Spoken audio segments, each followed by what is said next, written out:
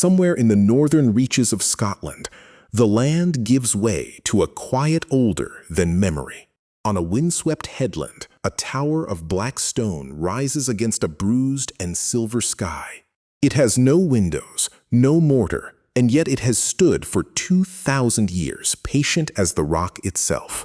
You might walk past it at dusk, and for a moment you could mistake it for a natural outcrop shaped by storm and sea. But the closer you come, the more the silence reveals a shape that is unmistakably human and impossibly strange.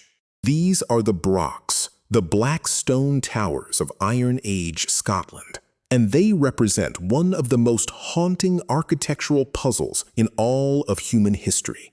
Over 500 of them have been discovered, scattered across the Highlands and the Northern Isles like questions carved from the living earth. A few survive as near-complete cylinders of dry stone, their hollow hearts still chambered with stone stairways that spiral into darkness. No one can say with certainty who built them, or for what purpose they were raised with such stubborn and meticulous effort. The Broch stands as a monument to a vanished people's will, a defiant silence that has swallowed the secret of its own creation. They appear at the edge of the known world, on the fringe of the Roman Empire's vision. Yet they owe nothing to Roman engineering. The builders of the Brochs chose a technique that defies easy categorization. Two concentric stone walls tied together with horizontal slabs of rock. Between these skins, a narrow passage spirals upward, a hidden stairway that allowed movement through the thickness of the wall itself.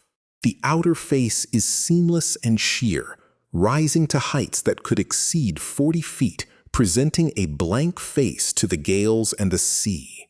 The oldest among them date back roughly 2 millennia, a time when the European Iron Age was reshaping the continent in violence and transformation. What strikes the modern observer first is the sheer audacity. Constructing such a tower without mortar required an almost obsessive mastery of balance and gravity.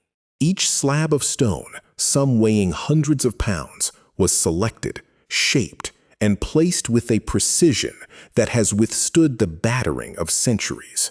You can run your hand across the inside of a Broch wall today and feel the cold, interlocking logic that still baffles stone masons. Yet these were not primitive shelters, nor were they simple watchtowers. The internal organization suggests a complex, deliberately designed living space.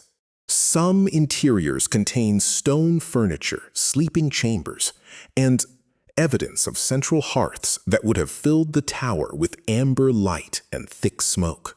The best preserved of these sentinels is Musa Broch, standing on its small island in Shetland like a sentinel forgotten by time. It reaches over 13 meters into the sky, its interior a cathedral of shadow where the whisper of the sea is all that reaches the inner chambers. There, the double-wall construction can be fully appreciated. You walk within the very bones of the tower, ascending through a stone labyrinth. The entrance passage is low and narrow, forcing anyone who enters to bow, as if paying homage to the unknown builder's intent. Once inside, the central court opens to a sudden vertical emptiness, the walls rising around you like the throat of a fossilized creature. Archaeologists have recovered fragments of pottery, animal bones, and grinding stones from Broch floors, evidence of daily life and domestic routine. They were clearly inhabited, perhaps for centuries, but the question of why this specific form was chosen remains an open wound of curiosity. This absolute silence is unnerving. A civilization capable of such sophisticated construction left behind not a single written word of explanation. It is as if the Broch itself was the only language they needed, a statement of presence that required no translation for the generations that followed. Many scholars have long argued the Broch was a defensive structure, a fortified dwelling designed to protect a community from sea-borne raiders. Their thick walls and single, easily defended entrance seem to support this view, turning each tower into a stone stronghold. But if they were purely defensive, why build them in some of the most remote and sparsely populated landscapes in Europe? Why pour such immense labor into a stronghold on a treeless headland where no invading army would likely march? Some have suggested the Broch was a prestige dwelling, the home of a tribal chieftain whose power was written in the height of his walls. A competing vision proposes the Broch as a communal refuge, a place where families and their livestock could withdraw when danger from the sea drew near. The double-walled design might then have served a dual purpose, insulating the interior and creating a protective skin that absorbed the shock of gale-force winds. Yet another, more esoteric theory whispers that the Brochs were anchors for a system of belief we can no longer reconstruct. Their circular form and orientation might once have aligned with celestial movements, turning each stone cylinder into a calendar of shadow and light. The truth is that all these theories contain echoes of plausibility, but none has ever fully silenced the central nagging doubt. The architectural uniformity across hundreds of miles suggests a shared cultural template, a blueprint carried in the minds of a dispersed people. But who were these master builders? Their identity is lost behind a veil of prehistory so thick that even their language has evaporated. They have been linked to the Picts, that enigmatic warrior culture who later decorated Scotland with their own indelible stone symbols.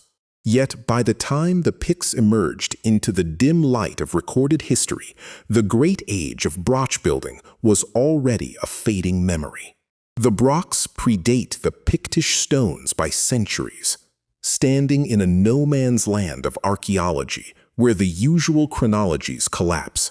Radiocarbon dating has placed the peak of their construction between roughly 400 BC and 200 AD, a yawning gulf of time.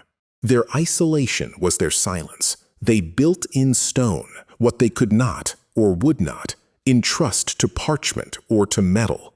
So the Brochs remain, stubborn and opaque, their function a Rorschach test for every generation of archaeologist who trains a lens upon them. You can almost hear the ghost of a prehistoric engineer running his hand over a freshly quarried slab, judging its balance in the gray light. The precision required to raise a Broch's double-skin wall to its full height without scaffolding is a feat that modern experimental archaeologists have struggled to replicate. It speaks of a deep embodied knowledge of stone, passed from master to apprentice across 100 winters.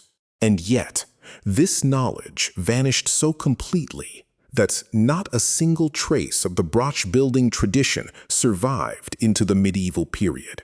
The Gael and the Norse, who later populated these shores, found the towers already ancient, already inexplicable, and wove their own supernatural tales around them. In local folklore, Brochs were the work of giants, the strongholds of trolls, or the prisons of doomed lovers trapped in stone.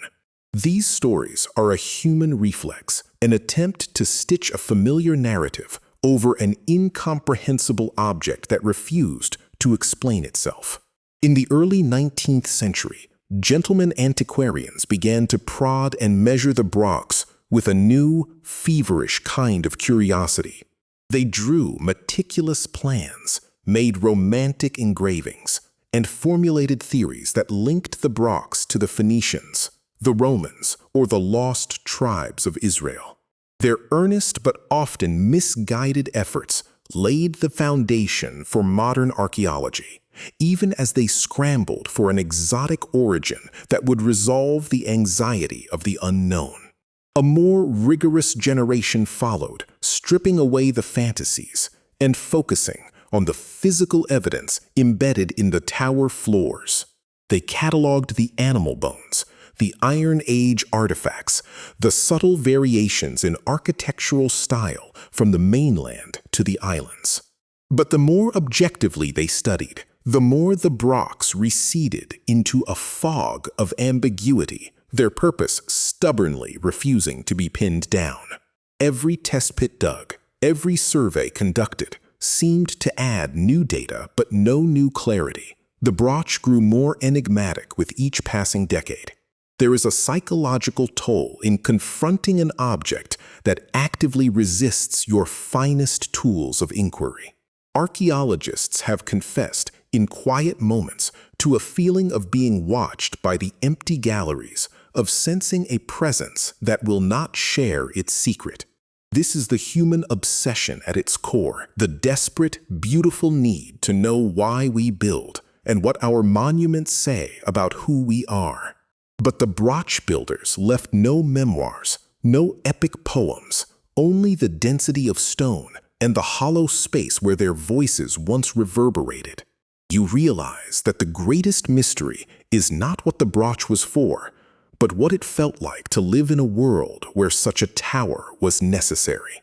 One solitary scholar spent a full decade mapping the seaward visibility of every Broch on the coast of Caithness and Sutherland. The pattern seemed tantalizingly close to coherence, but crucial gaps remained, and he died still searching for the one missing link that would unlock the system. Others have focused on the acoustics, proposing that the Brochs were architectural instruments designed to amplify a chieftain's voice or a shaman's chant. The curved stone walls indeed create a peculiar resonance, catching the breath and turning it back upon the listener as a low, disquieting hum. Local memory, passed through generations in Shetland and Orkney, still associates certain Brochs with hidden people, the Trowie folk who dwell in a parallel Scotland. Whether this is a corrupted folk memory of the original inhabitants or a pure flight of storytelling, it adds another layer of moss to the already draped enigma. Modern science has given us ground-penetrating radar and luminescence dating, tools that peel away the soil without disturbing the stone. These technologies have revealed buried outworks, ditches, and subsidiary buildings clustering around many Broch sites, suggesting the towers were once the centers of thriving settlements. But the central riddle endures. If these were simply the houses of a wealthy farmer elite, why the extraordinary, over-engineered double walls? If they were defensive strongholds, why are they so often sited in places of profound agricultural poverty rather than strategic choke points? The Broch refuses to fit any single category, like a chameleon stone that changes its meaning with every angle of light and bias of the observer. There is a humility that comes from this, a recognition that our own cultural assumptions about security, status, and sanctuary may not translate across 2 millennia. Perhaps the Broch was all of these things at once, a home, a fortress, a temple, and a beacon, fused into a single architectural act of defiance against a hostile sky. Or perhaps its true purpose was something so alien to our conceptual framework that we would struggle even to name it. The light is fading now over the northern isles, and the Broch catches the last of the day on its wind-scoured crown. It has watched empires rise and dissolve, seen the Roman galleys retreat, the Viking longships arrive, and the modern world pave over the old tracks. All the while, it has said nothing, preserving its hollow center as a sanctuary for bats, nesting birds, and the endless, breathing quiet. Time has become a physical substance here, layered in the lichen that paints the stone in shades of iron and ochre. We tell ourselves that history is a puzzle we are close to solving, that enough data will at last yield the master key to every ancient riddle. But the Brochs stands as a gentle, immovable rebuke to that hubris, a reminder that some doors will never swing open for us. The builders have joined the dust of the peat bogs. Their bones are part of the soil, their names dissolved in the rain that streaks the dark stones. What remains is the form they chose to give to the earth, a gesture that outlasted its meaning, a sentence whose nouns and verbs have been bleached away by the centuries. You might visit a Broch on a fog-bound morning and watch the mist pour through the ancient entrance like a slow, deliberate breath. In that moment, the boundary between past and present becomes porous, and you feel the weight of all the unremembered lives that once kindled fires in that circular heart. The mystery of the Brochs is ultimately the mystery of ourselves, of our drive to build things that will persist beyond the memory of their makers. It is a love letter to the future, written in a language that the future has forgotten how to read. And so the black stone towers remain, not quite ruinous, not quite understood, straddling the edge of the known world like sentinels on the shore of a vast and uncharted sea of time. We leave them as we found them, guardians of their own silence. And perhaps that is the only appropriate human response to a mystery that refuses to be diminished. The Brochs will still be there tomorrow, awaiting the next curious soul, ready to share their cold and perfect emptiness with whoever is brave enough to listen to the silence.